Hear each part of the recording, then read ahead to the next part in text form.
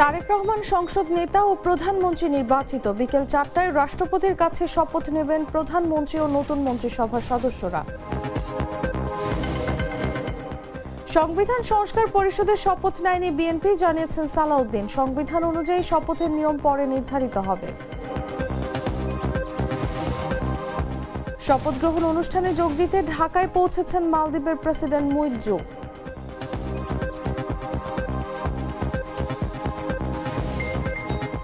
Hormuz প্রণালীতে সামরিক মহড়া শুরু করল ইরানের প্রতিরক্ষা বাহিনী।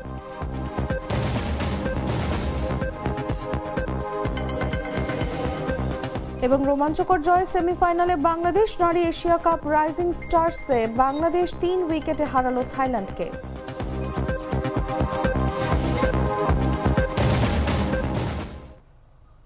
এতক্ষণ শুনছিলেন সংবাদ শিরোনাম। দর্শক, আমন্ত্রণ দুপুর 1টা নিউজে, সাথে আছে আমি তাসলিমা তিথি। লাল সরিষার দানা থেকে তৈরি হয় প্রাণ সরিষার তেল, আসল ঝাঁঝে আসল স্বাদে। চলে যাচ্ছি পুরো খবরে। ত্রয়োদশ জাতীয় সংসদ নির্বাচনে নবনির্বাচিত সংসদ সদস্যদের শপথ গ্রহণ অনুষ্ঠিত হয়। শুরুতেই শপথ নিলেন বিএনপির নবনির্বাচিত সংসদ সদস্যরা। সকাল 10টায় সংসদ ভবনের শপথ কক্ষে এই শপথ অনুষ্ঠান হয়। শপথ বাক্য পাঠ করান প্রধান নির্বাচন কমিশনার AMM নাসির উদ্দিন। এর আগে মঙ্গলবার সকাল 9টা থেকে সংসদ ভবনের গেটে নবনির্বাচিত এমপিদের গাড়ি প্রবেশ করতে শুরু করে। রেওয়াজ অনুযায়ী সংখ্যাগরিষ্ঠ দল হিসেবে বিএনপির নির্বাচিতদের শপথই আগে পড়ানো হলো। এদিকে দুটো শপথে নিচ্ছে বাংলাদেশ জামায়াতে ইসলামী। মঙ্গলবার দুপুর 12টার পর তারা শপথ গ্রহণ অনুষ্ঠান স্থলে জড়ো হন। জামায়াতে ইসলামীর নবনির্বাচিত সংসদ সদস্য ব্যারিস্টার মীর আহমদ বিন কাশেম তার ভেরিফাইড ফেসবুক পেজে লেখেন, আমরা 2 শপথ গ্রহণ করছি, জান দেব, জুলাই দেব না। সশ্রদ্ধ চিত্তে শপথ বা দৃঢ়ভাবে ঘোষণা করিতেছি যে আমি যে কর্তব্যভার গ্রহণ করিতে যাইতেছি তাহা আইন অনুযায়ী ও বিশ্বস্ততার সহিত পালন করিব। তারেক রহমানকে সংসদ নেতা ও প্রধানমন্ত্রী নির্বাচিত করেছে বিএনপির সংসদীয় দল। মঙ্গলবার জাতীয় সংসদে আয়োজিত বিএনপি দলীয় সংসদ সদস্যদের শপথ অনুষ্ঠানের পর সংসদেরই বৈঠকে তারা নির্বাচন করেন।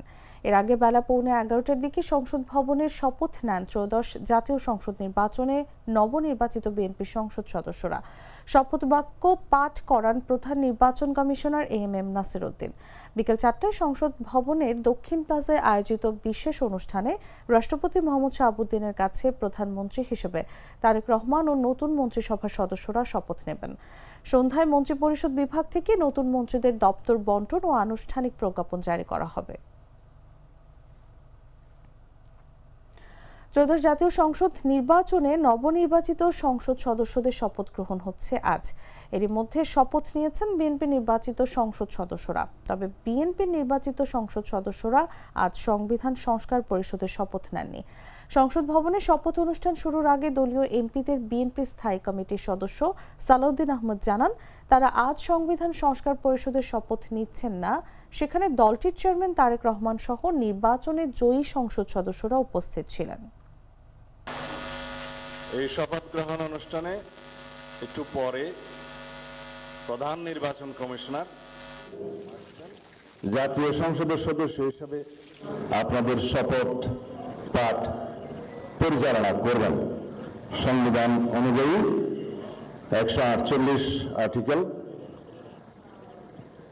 2A অনুসারে স্পিকার এবং ডেপুটি স্পিকার অথবা তাদের মনোনীত প্রতিনিধি কর্তৃক 3 দিনের মধ্যে যে শপথ করানোর বিধান রয়েছে সেটা পার হয়ে যাওয়ার পরে পরবর্তী 3 দিনের প্রথম দিনে সাংবিধানিকভাবে সিইসি প্রধান নির্বাচন কমিশনার এম্পাওয়ার্ড ক্ষমতাপ্রাপ্ত হয়ে তিনি আজকে শপথ পরিচালনা করবেন। বিধায় আমরা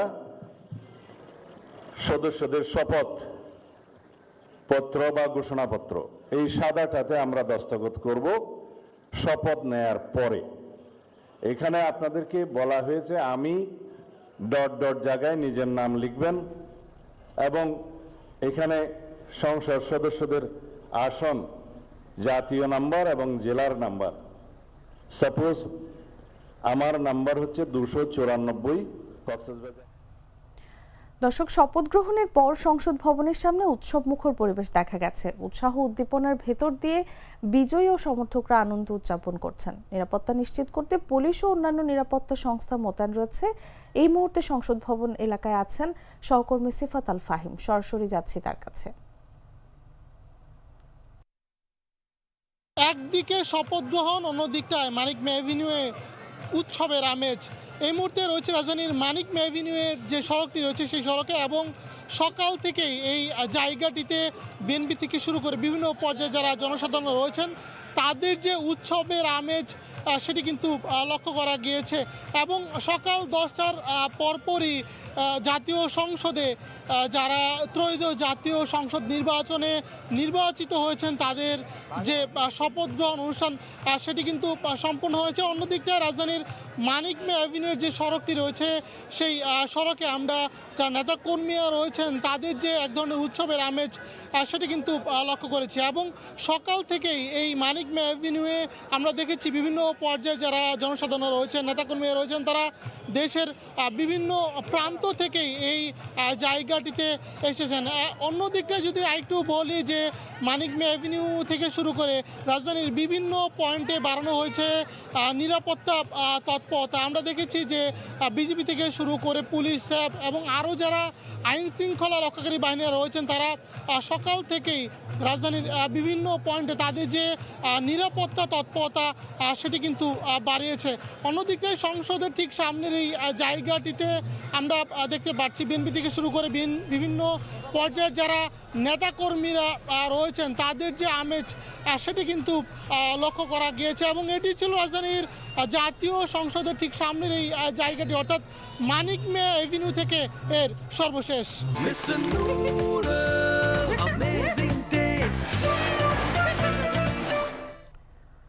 ঢাকায় বাংলাদেশ সরকারের নতুন শপথ গ্রহণ অনুষ্ঠানে অংশ নিতে মালদ্বীপের প্রেসিডেন্ট মোহাম্মদ মুইজ্জু আজ রাজধানী পৌঁছেছেন।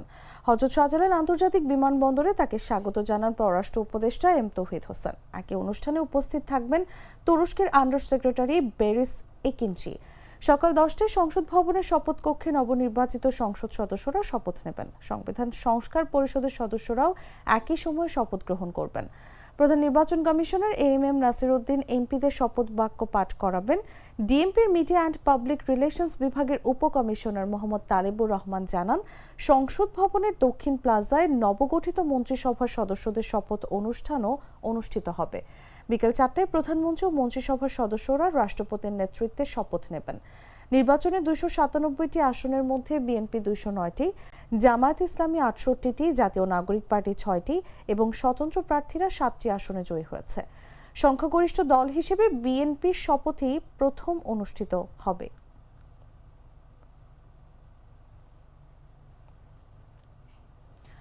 জুলাই সনদ ও অভ্যুত্থানের আকাঙ্ক্ষার সঙ্গে গাদ্দারি করে বিএনপি সরকারের যাত্রা শুরু হলো, এমন মন্তব্য করেছেন 11 দলীয় ঐক্য জোটের পরাজিত প্রার্থী ও এনসিপির উত্তরাঞ্চলীয় মুখ্য সংগঠক সার্জিস আলম। বিএনপির এমপির শপথ অনুষ্ঠানের পর তিনি কথা বলেন। এরই মধ্যে শপথ নিয়েছেন বিএনপির নির্বাচিত সংসদ সদস্যরা।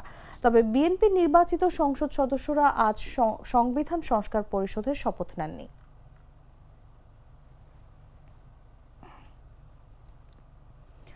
লক্ষ্মীপুরের রায়পুরে ইউসুফ আলী বুলু রারি নামের বিএনপি নেতার মরদেহ উদ্ধার করেছে পুলিশ। তিনি উত্তর চরবংশী ইউনিয়নের 9 নম্বর ওয়ার্ডের বিএনপি সাধারণ সম্পাদক।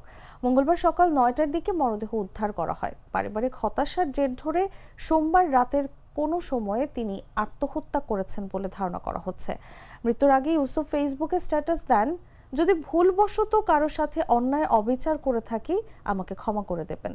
বাবুরহাট এলাকার লোকজন জানান, ব্যক্তিগত বিষয় নিয়ে ইউসুফের সঙ্গে পরিবারের টানাপোড়েন শুরু হয়। এ নিয়ে পারিবারিক সালিশ বৈঠকও অনুষ্ঠিত হয়। উত্তর চরবংশী ইউনিয়ন বিএনপি সাংগঠনিক সম্পাদক কবির সরকার বলেন, কয়েকদিন ধরে ইউসুফ অসংলগ্ন আচরণ করছিলেন। গতরাতে তিনি ছুরি নিয়ে পরিবারের সদস্যদের ঘর থেকে বের করে দেন। হাজিমারা পুলিশ ফাঁড়ির পরিদর্শক মমিনুল হক জানান, মরদেহ উদ্ধার করা হয়েছে এবং এই ঘটনায় থানায় অপমৃত্যু মামলা হবে। প্রাথমিক ধারণা, পরকীয়ার জেরেই ঘটনা ঘটেছে। আমি তো মশলা বদলে ফেলেছি, এবার আপনিও বদলে ফেলুন। একবার প্রাণ গুঁড়া মশলা ব্যবহার করেই দেখুন। জানাবো আন্তর্জাতিক সংবাদ।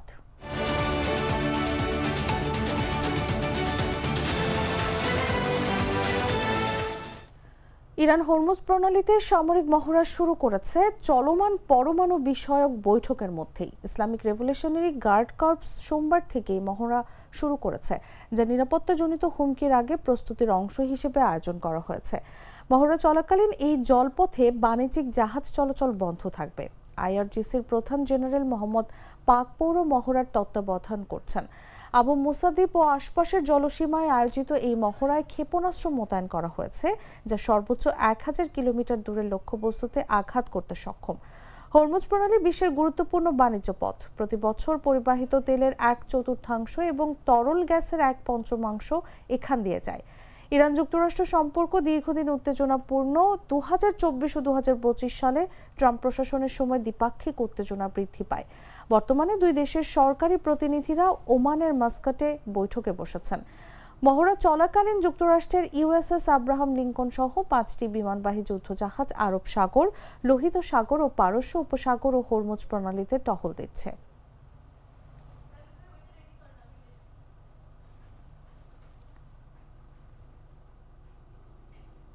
সংবাদ শেষ করব খেলার খবর জানিয়ে।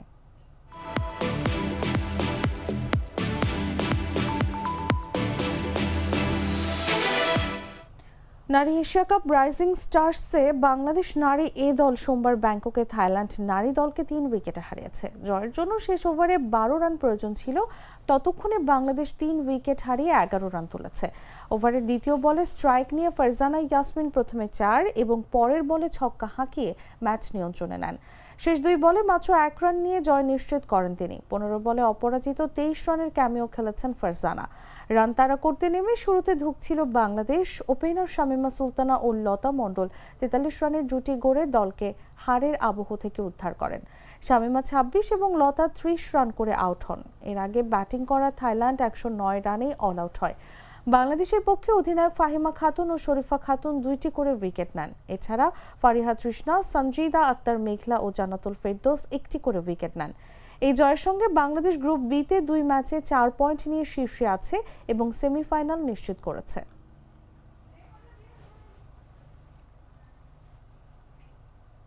সংবাদ শেষ করার আগে শিরোনামগুলো জানিয়ে দিচ্ছি আরও একবার।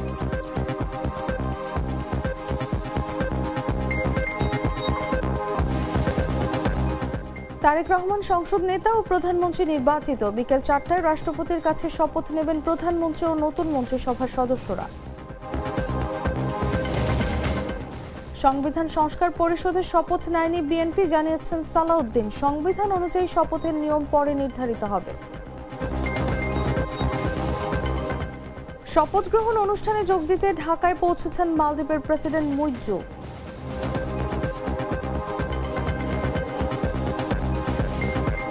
হরমুজ প্রণালীতে সামরিক মহড়া শুরু করল ইরানের প্রতিরক্ষা বাহিনী।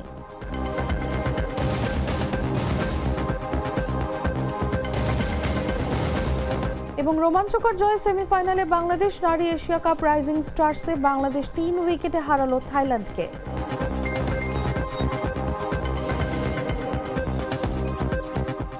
দর্শক, এই ছিল এখনকার মতো। এরপর দেখবেন দুপুর 3টা নিউজ। প্রতি মুহূর্তে সর্বশেষ খবর জানতে ভিজিট করুন jagonews24.com। ফলো করুন আমাদের ভেরিফাইড ফেসবুক পেজ এবং সাবস্ক্রাইব করুন জাগো নিউজের ইউটিউব চ্যানেল। ধন্যবাদ সবাইকে।